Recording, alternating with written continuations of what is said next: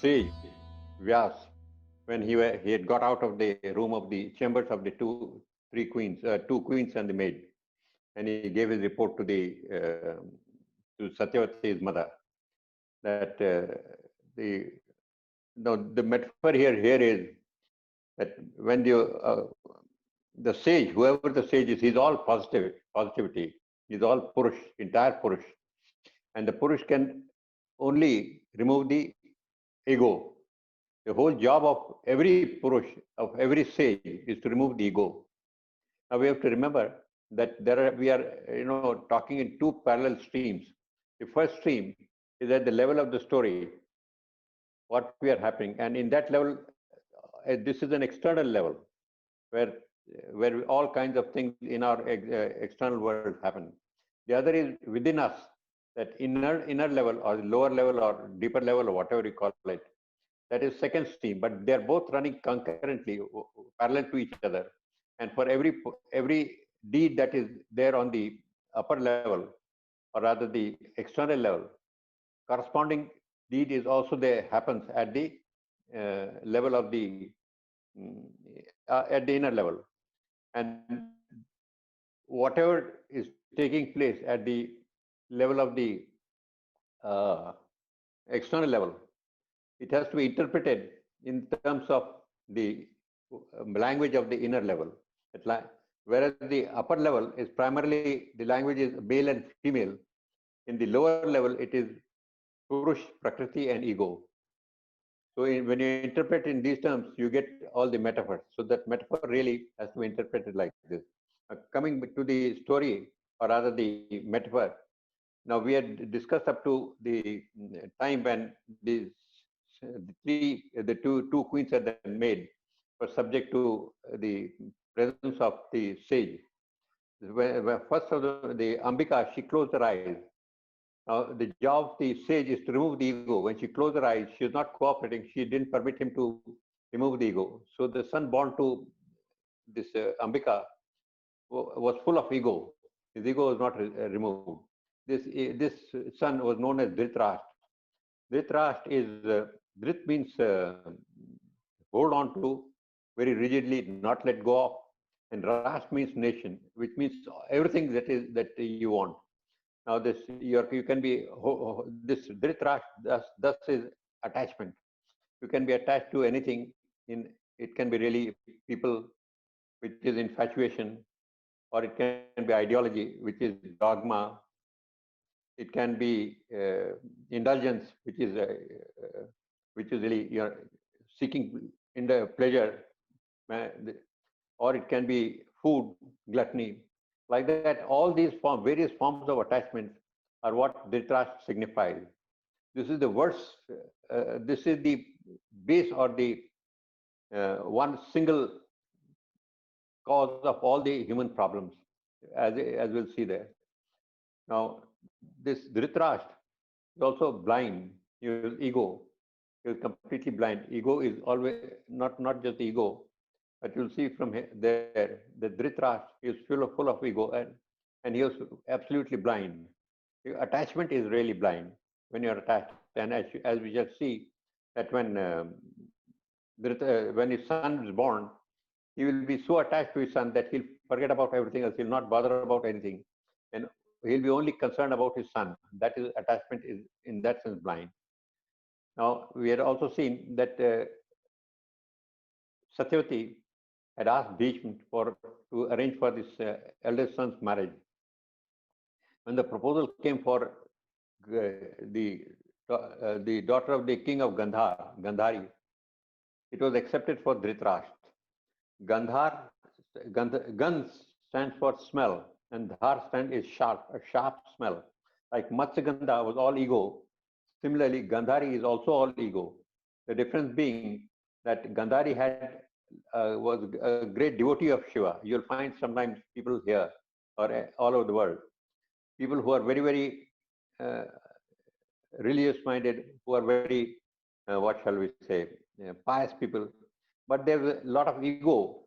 That piety itself, that I'm such a devotee, such a great devotee, that itself becomes their ego. So she was that kind of person with a lot of ego, but she was a great devotee also. Since she was great, she was a lot of ego. When she got married, she blinded herself. She put a blindfold on her eyes. So, like her son, like her husband, she also could not see. So, just like her her husband was naturally blind because uh, he represents attachment. Gandhari, because of her ego, she also blinded herself. So between the two of them, neither could really see what their son Duryodhan will be doing, and thus Duryodhan goes absolutely wayward. Anyway, we are jumping the story a little bit. Meanwhile, the second son, who was born to Ambalika, in her case, she was scared. She didn't close her eyes, but she was scared. So only part of the ego was removed. So that is why Satyavati has said you go to her chamber a second time. Hopefully that when she will let you remove all the ego. But the second time when he went there, instead of Ambalika, her maid was there. The maid was not scared. So when this sage Vyas went to her chamber, he could remove all her ego, and that is why the son born to this maid was a very wise, was the wisest of the of the lot, to such an extent that whenever any uh, decision was called for, all the elders used to seek his advice. That is how, when it was the time for maid for crowning the king, Satyavati asked not the elders, but she asked this third of the brother, who should be made king? And he said, since Dhritrashtra is blind, uh, this fellow should be made the king, Pandu. Anyway, Pandu became the king. Then the question was getting married. Marriage में तो धृतराष्ट्र का हो गया था, that Gandhari was there. In case of Pandu, he was asked to go to the chamber of Kunti. Kunti's first name was actually Pritha, but she was also called Kunti because of her adopted father, Kunti Bhoj. Pritha is from the earth. She represents the gross body, and Kunti, of course, from Kunti also means a sharp point. So her father had pinned all the Bhoj, all the what should I say, sensual desires, and held in check. Kunti also inherited from her father, the Kunti Bhoj, the power to control all her senses. Now, after one day, when King Pandu was going out there hunting, he accidentally managed to kill the sage or a rishi who was copulating in the form of a deer. Then that deer or the sage got out of that form and cursed this Pandu, told him that whenever you engage yourself in karma, just like I've been killed, you also will die. Now, this curse really is it, it has its origin, or rather, it can be understood in terms of the Kundalini Yoga. In Kundalini Yoga, there's 6 or 7 chakras, energy centers in our body along the spine. They're located at various positions. The first one is at the base of the spine. The second one is at the sexual organ level. The third one is the navel level. The fourth one is at the heart level. The fifth is at the throat level. The sixth is on the forehead between the eyebrows. And the seventh is at the crown of the head. Now, according to this yoga, or rather this practice, the whole idea is to activate your energy, which is lying there at the base, and take it to the 7th chakra.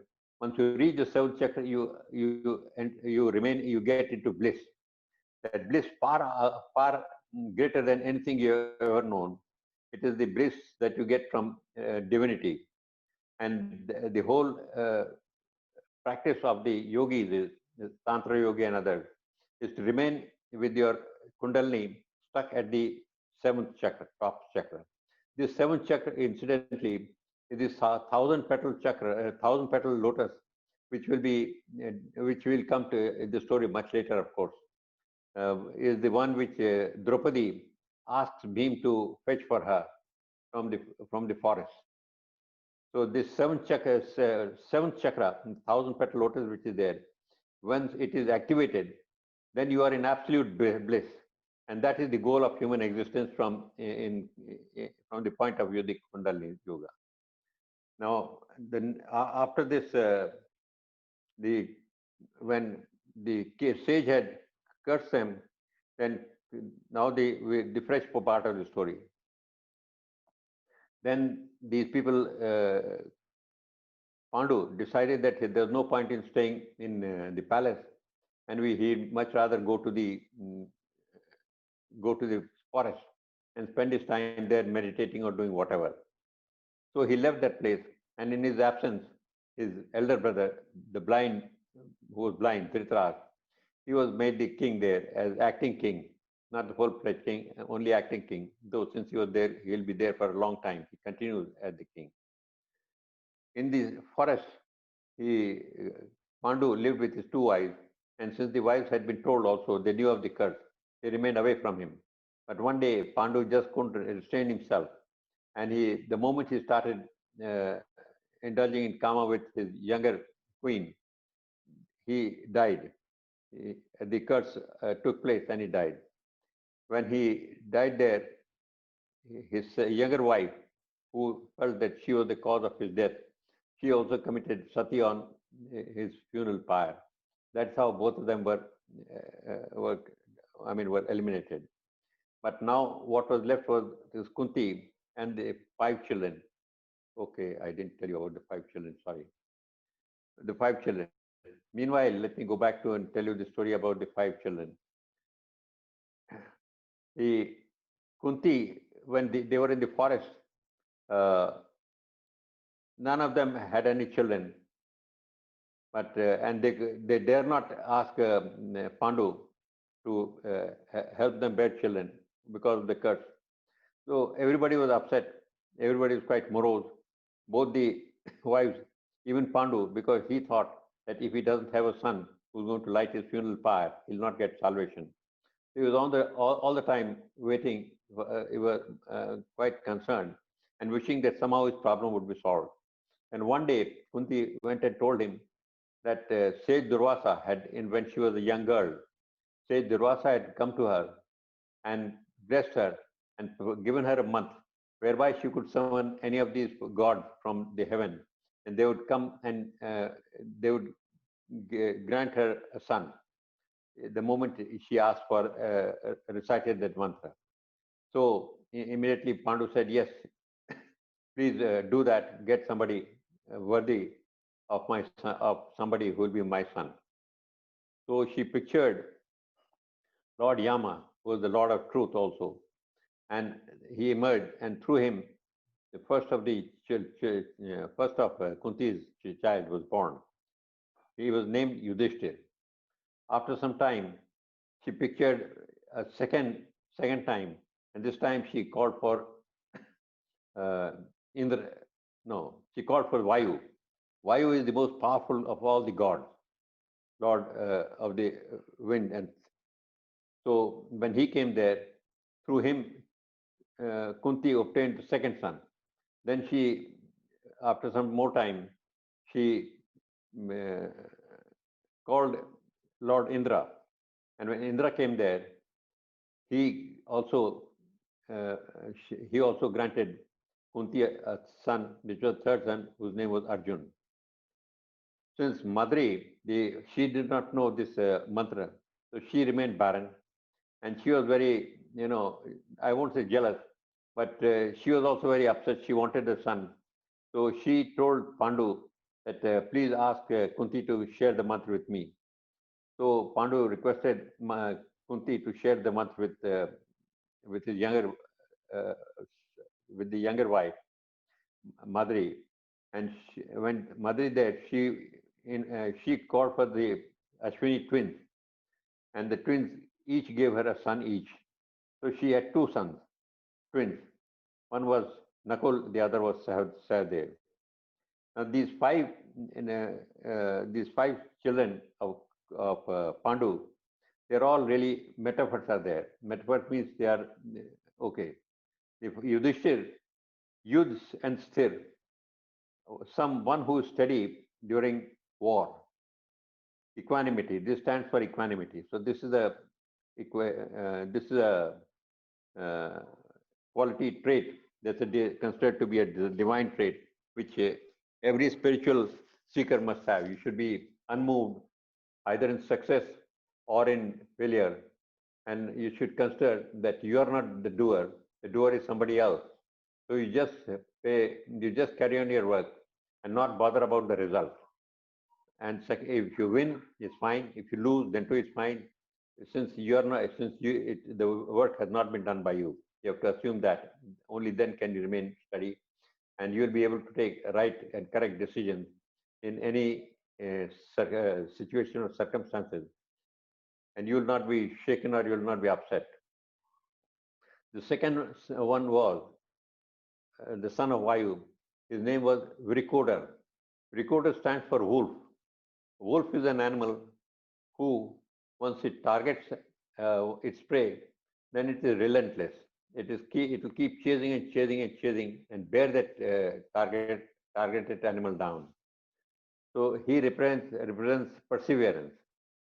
The wolf has another property. He's always very hungry. It seems he's always very hungry. And that hunger is also a property of the wolf. And this is what the recruiter had, these two qualities.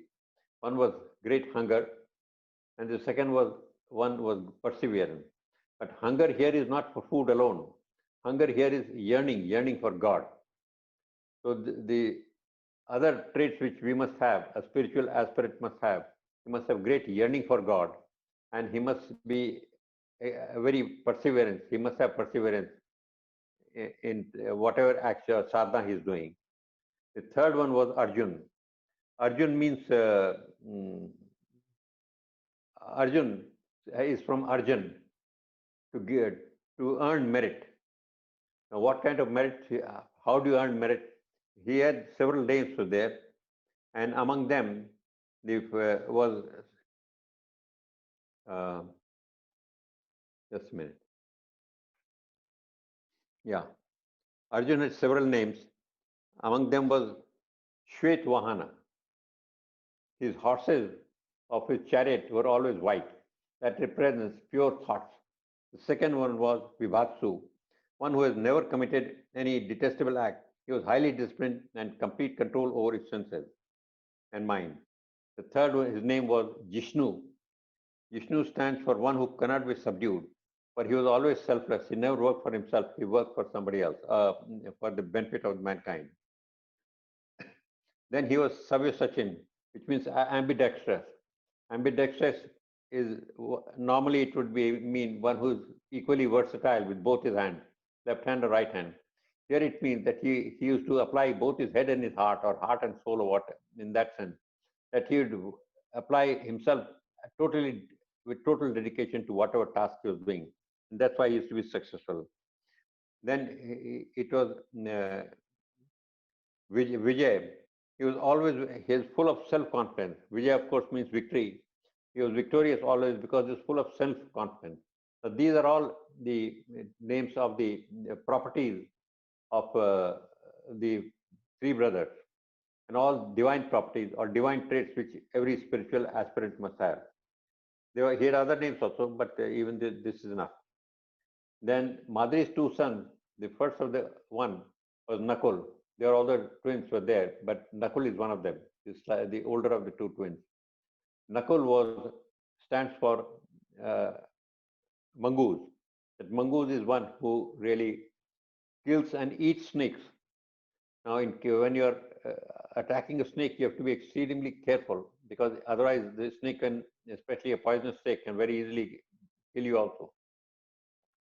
So this stands for extreme focus and extreme alertness. You have to be absolutely alert and absolutely focused. So Nakul stands for that quality which the spiritual aspirant must have. And last of all is Sahadev. Sahadev means company of God. One, you should have God as your constant companion, or you should be always aware of God. If you are, that is total awareness. When you're all the time aware of God, and God is by your side, that is what is the meaning. Now, these traits of the five brothers are called divine traits. As we shall see later, uh, Gandhari also gave birth, but we'll come to that later, very soon now. Meanwhile, like I had mentioned, that Kunti had told Pandu that sage Durvasa had given her a boon in the form of a mantra whereby she could call uh, any god and have a son through him.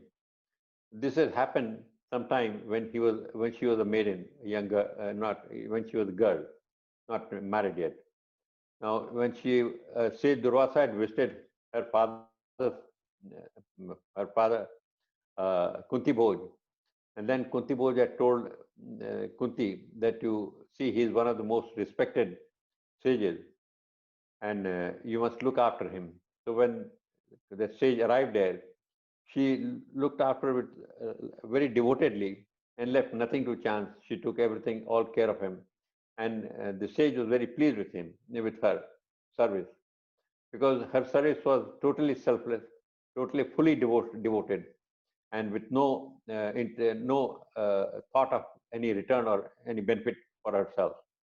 And this kind of service is divine service, and that is why she was given the boon. Now, Durvasa is is Dur means one who lives away and very far away or difficult to approach places, and Vasa is residence. So he is essentially ascetic. Ascetics are very I won't. Ascetics are those who live mostly by themselves, and they subject their bodies and themselves to great uh, uh, effort, penance, and they all the time remain focused on God only. So such people have got a lot of power. Now that power is represented here in his fiery temper. They said he was very short-tempered. It only reflects his immense amount of intensity in his sadhana. That sadhana gets converted inward, his great intensity gets converted into his words whenever he says so. They all bear fruit immediately. Now, while he was, when the sage had left there, Kunti suddenly decided that he has given me this mantra, but whether it will function or not function, let me try that. So she kept on debating, but then she thought, okay, no, if I recite this mantra and some god comes to one of the god whom she had pictured or desired comes over, then what will happen? She kept on debating, but after a few days, she could not resist. And one day, one morning, early in the morning when the sun was out, she pictured the sun god and recited the mantra. Immediately, the sun god came there. And when the Lord of Sun, when the sun god came there, Surya, then she was certainly scared. She said, no, please go back. I was just trying to see whether the mantra works. Then Surya told her that you may be trying, but the mantra cannot be falsified. It will bear fruit, whether you desire it or not. So you shouldn't have played with the mantra just like that. But she kept on she kept on requesting Lord Surya to go back. But he said, sorry, he can go back only after the month has been approved. So she couldn't help it, and she bore his child immediately. And that child, but she was very scared. She didn't know what to do about it. Then she said, I can't keep this child with me. I'll have to get rid of him. I can't have him. And she was feeling very guilty also. So she put that child in a basket and took it to the river by her residence where she was living and placed it uh, on the river. Before that, she told Surya that, look, I can't take care of the child, but you will have to take care of him. So Lord Surya smiled and said, yes, don't worry. I've given him a golden kavach and a pair of golden earrings, a kundal. Now, these two are the most important metaphors in perhaps in this Mahabharata. The golden kavach, which we think is a natural armor, is innocence. and the two kundals, earrings which he was presented to him, golden earrings or kundal, they are voice of conscience. A child when he's born, every child is innocent until about 3 or 4 years old. After 4 years old, he starts losing his innocence. But up to about 3, 4 years old, they're all innocent. And a child who's innocent can never be guilty. Anyone, why only a child? Anyone who's innocent is never guilty. So when you are not guilty, you cannot lose, you cannot be defeated. That is why all throughout his life, since he had his golden kavach on him, he remained innocent, and he could not be defeated. He was invincible. Even in warfare, nobody could defeat him because of his innocence. Secondly, he had the voice of conscience, which used to be constantly here.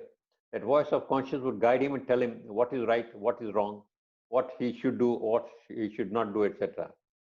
And although later on, as we shall see, he gets into the company of Duryodhan for certain reasons, yet that kundal and kavach remained with him. So the moment Duryodhan would do something wrong, immediately he would correct him and say, my friend, this is not correct, you shouldn't do that. But Duryodhan would overrule him. And yeah, after that, I'm trying to recall what is in the story.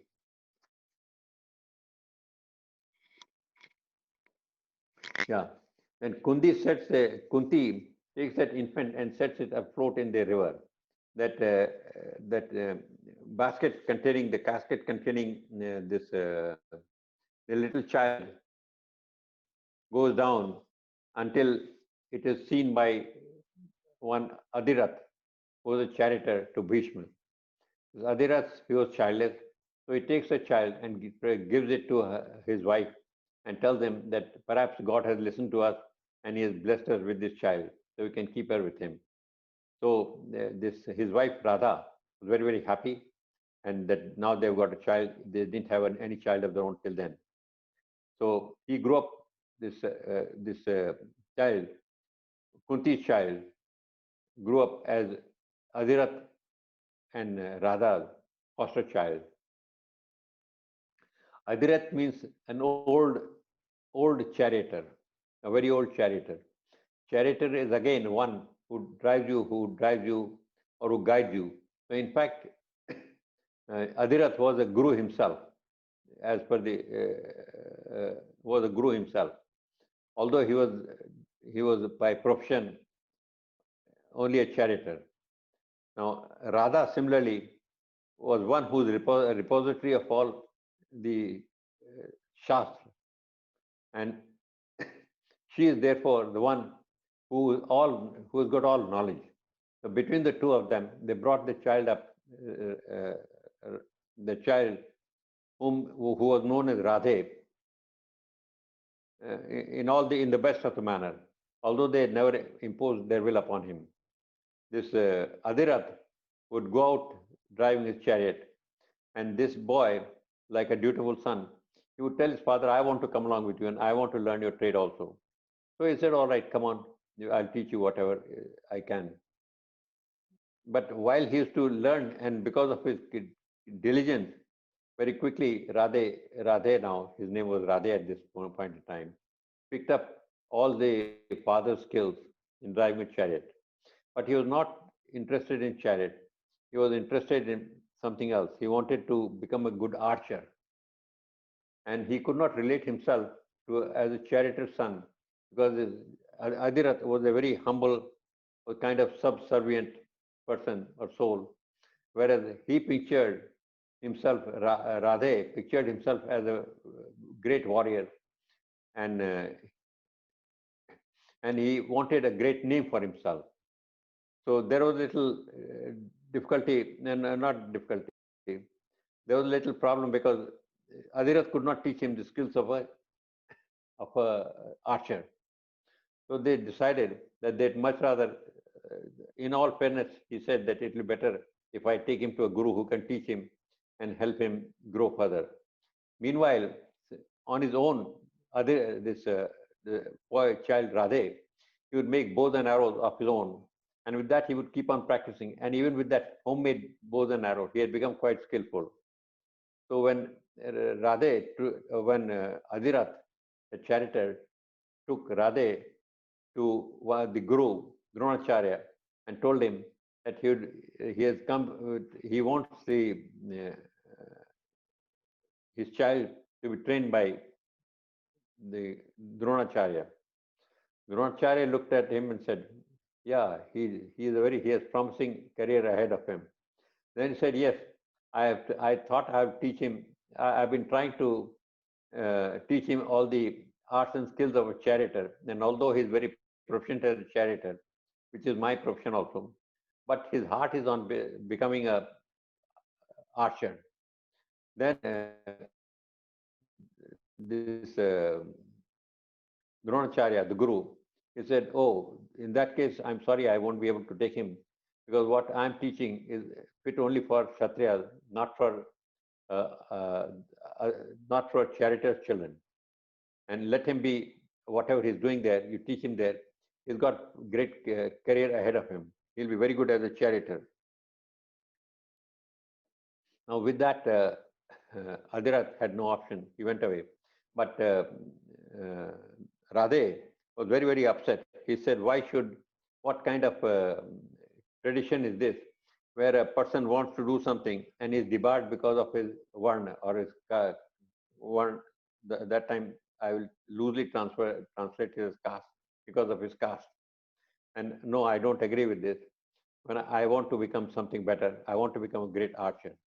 Here the thing is that all our lives, all of us, we want to make something out of us. We want to become something, not to be something. We are something. Nature has endowed us with a lot of abilities of our own.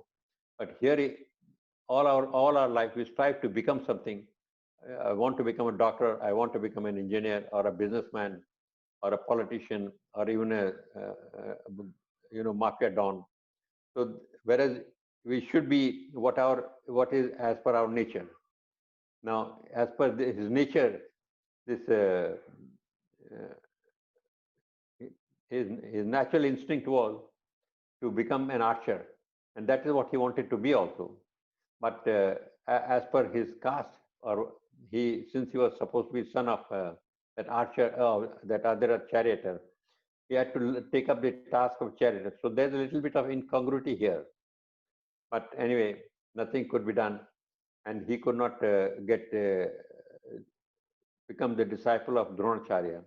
So he decided later on that he will, in any case, take up, go to some other person who will be able to train him. So later on, he found out that there is another great guru, Lord Parshuram. But Parshuram, there's a problem with Parshuram. He had said that he had killed all the Kshatriyas and he was very against Kshatriya.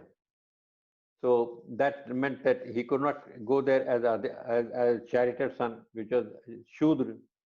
He could not go there as Kshatriya because that Lord Parshuram was against all Kshatriyas, and in fact he had killed a large number of Kshatriyas also. So what is to be done? So he goes to him, and this Radhe goes to him and tells him that I am a Brahmin and please take me as your disciple. So Lord Parshuram takes him as a disciple, and then and in course of time trains him exceedingly well and becomes his best disciple. When it was last day, he was about to leave. That time they were strolling, and he was passing on all the knowledge that he had. And he said that tomorrow you'll be leaving. Today is the last day, so let me give you the final gist of knowledge, so that you are as good as and as perfect as I am in every sphere. So while he was giving that, the great sage Parshuram, he felt a little sleepy. So he said he would like to rest. Immediately, Radhe, the disciple, sat down on his in a Padmasana pose and asked his guru to rest his head upon his lap and sleep so that he's a little comfortable. So the great guru, it was afternoon time, late afternoon, he went to sleep. But meanwhile, while he was still sleeping, a borer insect managed to crawl into his garment, this dhoti which he was wearing, uh, Radhe was wearing, crawled up to his thigh and he started biting there. But out of respect or for his guru, he didn't want the guru to be disturbed, so he kept quiet. And it kept on biting and boring into his leg till he had bored a big hole, and from there a lot of blood oozed out. But he didn't move. He didn't move at all. When Pashuram woke up from his sleep, he was shocked to see blood all over. Then he said, "How come this blood is there?" He said, "No, the insect was boring into my leg, but since you were sleeping, I didn't want to wake you up, so I kept quiet." He said, "Look, this kind of uh, strength, willpower, control over all your senses cannot be done, and pain that you certainly would have borne is not the ability of a Brahmin. You must certainly be a Kshatriya. Since you have lied to me, I curse you that at the last moment, when you really need all your uh, senses, your mind will become blank." That is, uh, so with that curse, anyway, now you can go. I've already transferred all the knowledge to you. But when the time really comes, when you really need all your knowledge, that time your mind will become blank. With this curse, he goes away, and Radhe comes back, but now he is fully uh, qualified archer, and he, in fact, a very good archer. Sorry, I'm going ahead with the story. Next time I'll cover, in the next time I'll cover all the metaphors that come in between, because otherwise what happens is from metaphor to story to metaphor, it becomes very confusing. With all his knowledge, he goes back to his place where his father was there, and there was this uh, Dronacharya, who too had been training all the children of the kings, the five Pandavas and 100 this thing, children and 100 sons of uh, Dhritrashtra. Meanwhile, Gandhari, we'll go back to the story now. Gandhari, she wanted a child also. So, but nothing had happened. She could not conceive. And when after a long time she did conceive, and when she delivered, it was not a child, it was a lump of flesh. She was very upset, but since she was a great devotee of Shiva, so she prayed to Shiva, and Shiva then sent the sage Vyas and told him to see what to honor her wishes. So she said, "I need a child, but instead of child, I've got this." He said, "Don't worry, you'll have 100 children, 100 sons." And so what he did was he took that lump of flesh which had emerged from Gandhari's womb, divided it into 101 parts, and placed them in a jar of jal each. And after 2 years, from each of those jars emerged a child. The eldest one, the first one to come out was Duryodhan, the second was Dushasan. Like that, all the various Dus had come out. Now, all these Duryodhan, Dushasan, Du means bad, wicked. So Duryodhan means one who is connected to bad wealth. Dhan is wealth, and Yo is connected to. Similarly, Dushasan, bad administration or wicked administration. Similarly, Durmukha, all bad things were there. So they were cheats, they were foul-mouthed, they were envy, jealousy, all kinds of traits are there. So these Dhritrashtra's children, Gandhari's children, they represent all the demonic traits. Now, why demonic trait? Gandhari and Dhritarashtra, they are both all egos, entire egos. And and when ego is there, there's no divinity in that being. That's why they were all ego. That's why they were all demonic traits. I think we'll stop here now and request to open up just 5 minutes before. so that we have just a little more time for any question. Yeah, what I'll do next time, in this vast stretch, I had only covered the story. So next time I will be only covering the metaphor so that it becomes easier for everybody. Otherwise, what happens, I was told that it's not good to switch from metaphor to story, story to metaphor, metaphor to story. So I thought I'll cover this time only the story. Next time I'll cover only the metaphor.